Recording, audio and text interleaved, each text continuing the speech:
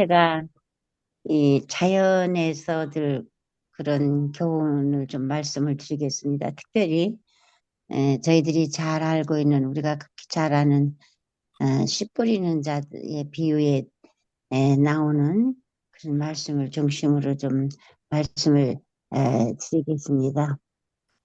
예수님이 이 땅에 계실 때 비유를 많이 사용하셨죠.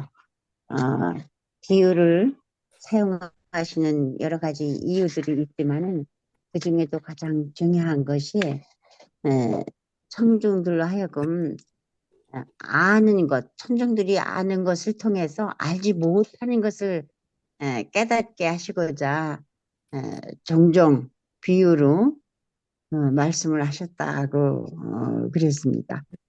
또 인간을 하나님과 땅을 하늘과 연결시키기 위해서 또 비유로 종종 말씀을 하셨다고 그랬고요. 또 가장 훌륭한 진리를 심어주시기 위해서 그렇게 말씀을 하셨다고 그랬습니다. 그리고 우리 하나님께서 우리 주님께서 자연을 통해서 여러 가지 비유들의 비유 자료들을 사용을 하셨지만 자연을 통해서 또 많은 그 비유를 이용을 많이 하셨는데요. 그래서 우리 그리스도인들은 늘 자연을 연구하는 그런 정신을 가지라고 하는 말씀도 제가 봤습니다. 이 자연을 연구하는 정신이라고 하는 것은 그 어느 것보다도 온유하고 헌신과 진지한 사랑의 정신으로 자연을 연구하고 바라봄으로 선한 사람은 정말 더 선한 마음을 갖게 된다고 그렇게 말씀을 하셨습니다. 아, 자연은 하나님의 자국이라고 말씀을 합니다. 하나님의 자국이 자연이다. 또 자연은 하나의 거울이라고 얘기를 합니다. 그래서 이 자연을 통해서 우리 인간이 굉장히 좋은 정서 함양에 아주 훌륭한 그런 자료들인 것 우리가 극히 잘 압니다. 이 자연이 하나님의 자국인데 하늘은 하나님의 필적이랍니다. 하늘은 또 세계는 아름다운 꽃봉오리들이고 또 태양은 하나님 지혜의 불꽃이라고 그런 말을 제가 읽었습니다. 근데 이 자연은 보면 저항할 수가 없어요. 자연은 순종입니다. 자연의 힘은 나의 능력 밖이에요. 자연은 자연을 저항해서 나갈 수가 없고 순종해야지만 음, 자연은 되는 것입니다. 그래서 이 씨 뿌리는 자의 비유에서도 우리가 많은 교훈을 볼 수가 배울 수가 있는데요. 사실 씨 뿌리는 자들이 씨 뿌리러 나가죠. 그 전에 제가 이 실물교훈에 있는 말씀이요. 예수님은 밭에서 씨 뿌리는 자처럼 하늘의 진리의 씨를 뿌리기 위해 이 세상에 오셨다. 예수께서 말씀하시는 비유 그 자체가 씨였다. 그는 이 씨를 가지가지의 가장 중요한 은혜의 진리로 삼으셨다. 좋은 씨를 뿌리는 이는 인자요. 그리스도께서는 왕으로서가 아니요 씨 뿌리는 자로서 오신 것이다.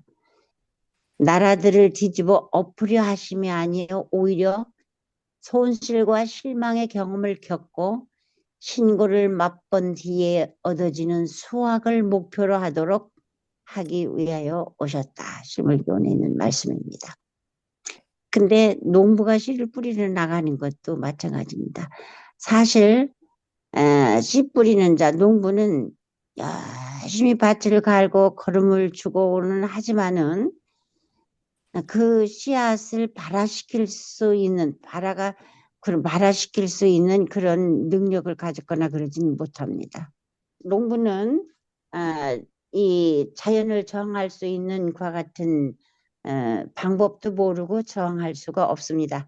그러니까 사실은 무슨 소리냐면은 씨를 밭에 뿌리러 나가긴 나가지만 전혀 알 수가 없습니다. 씨가 발화가 될지 자랄지 그런 것에 대한 그저 소신을 가지고 확신을 가지고는 나가긴 하지만 실질적인 거는 농부가 가진 권한이 아니죠.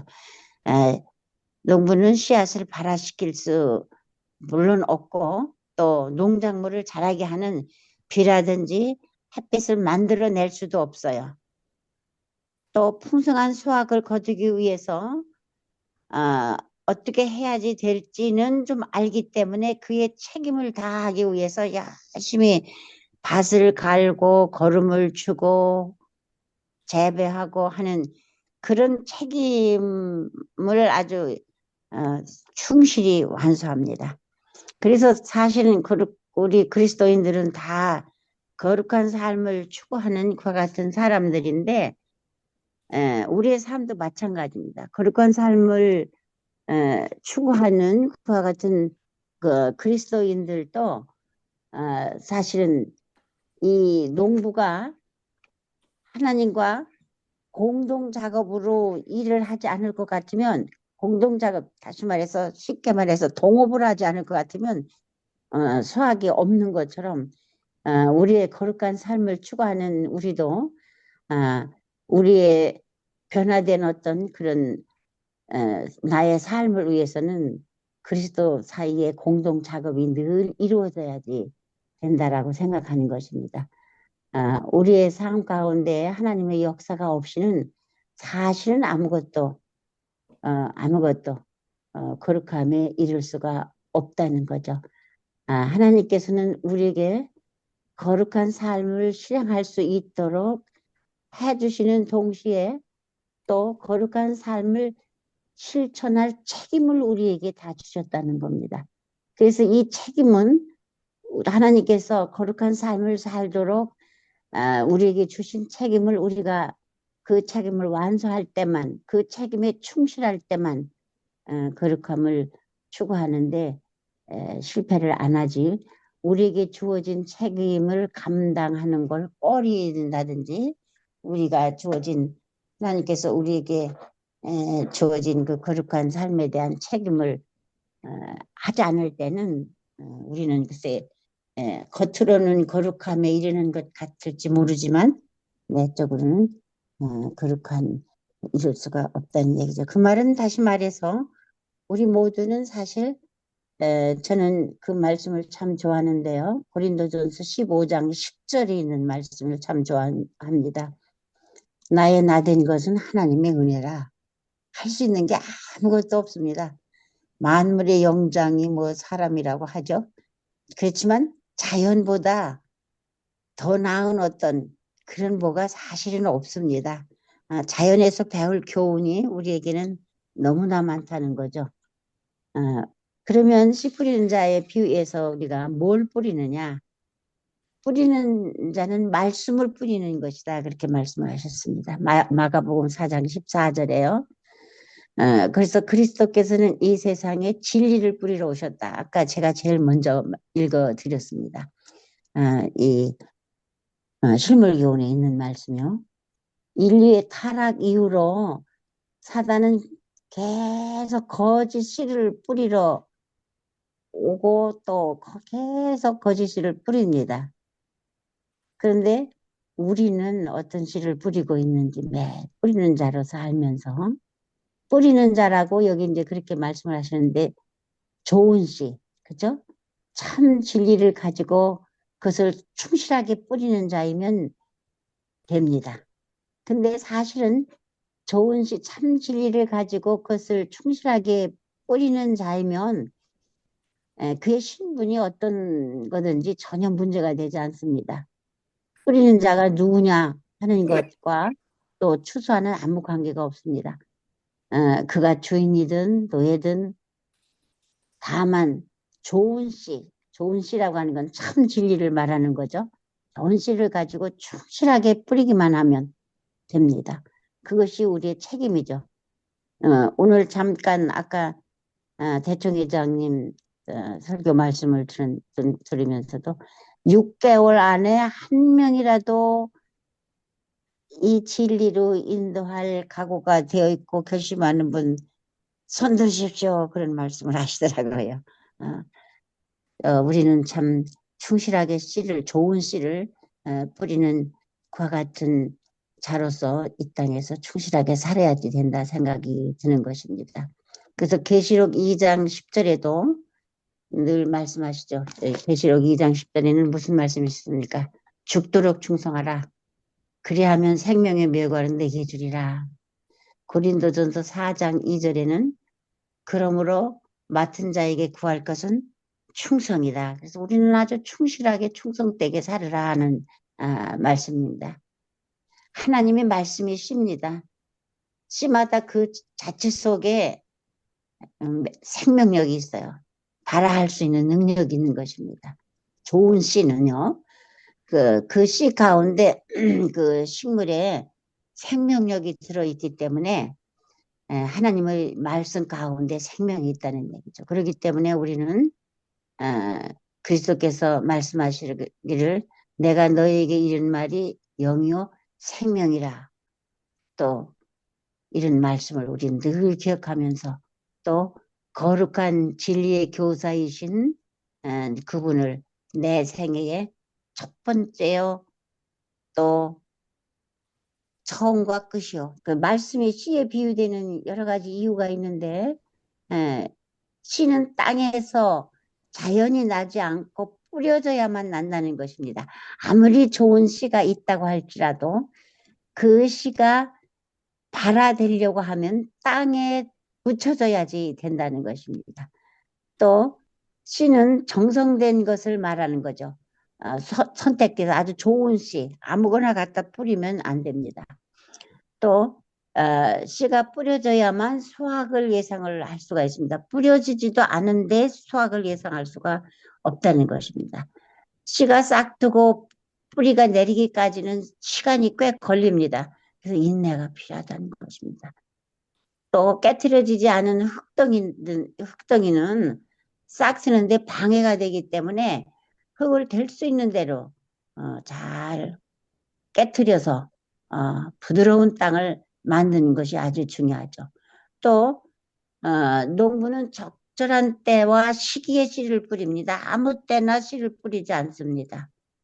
농부가 원하는 그런 흙 위에 또 씨를 뿌립니다. 또 파종기 중에서 조금 일찍 뿌리는 것이 수확상 오히려 수확에 더 좋은 결과가 있다는 것을 농부는 잘 알고 될 수 있는 대로 파종기에 일찍이 씨를 뿌리는 것을 볼 수가 있습니다.